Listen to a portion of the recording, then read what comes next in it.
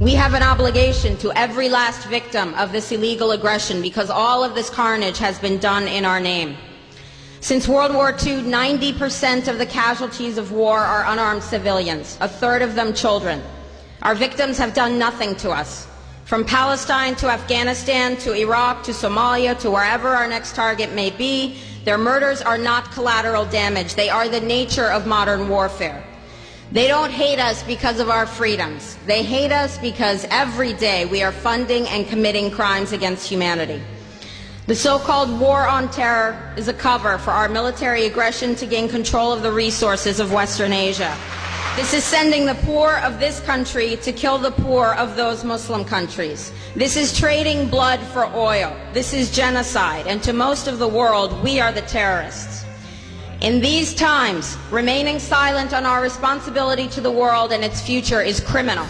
And in light of our complicity in the supreme crimes against humanity in Iraq and Afghanistan and ongoing violations of the UN Charter and international law, how dare any American criticize the actions of legitimate resistance to illegal occupation? Our so-called enemies in Afghanistan, Iraq, Palestine, our other colonies around the world, and our inner cities here at home are struggling against the oppressive hand of empire, demanding respect for their humanity. They are labeled insurgents or terrorists for resisting rape and pillage by the white establishment, but they are our brothers and sisters in the struggle for justice. The civilians at the other end of our weapons don't have a choice, but American soldiers have choices.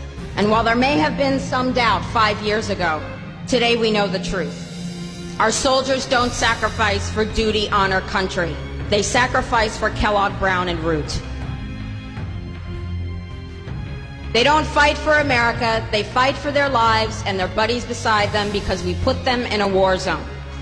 They're not defending our freedoms. They're laying the foundation for 14 permanent military bases to defend the freedoms of ExxonMobil and British Petroleum. They're not establishing democracy. They're establishing the basis for an economic occupation to continue after the military occupation has ended. Iraqi society today, thanks to American help, is defined by house raids, death squads, checkpoints, detentions, curfews, blood in the streets, and constant violence. We must dare to speak out in support of the Iraqi people who resist and endure the horrific existence we brought upon them through our bloodthirsty imperial crusade.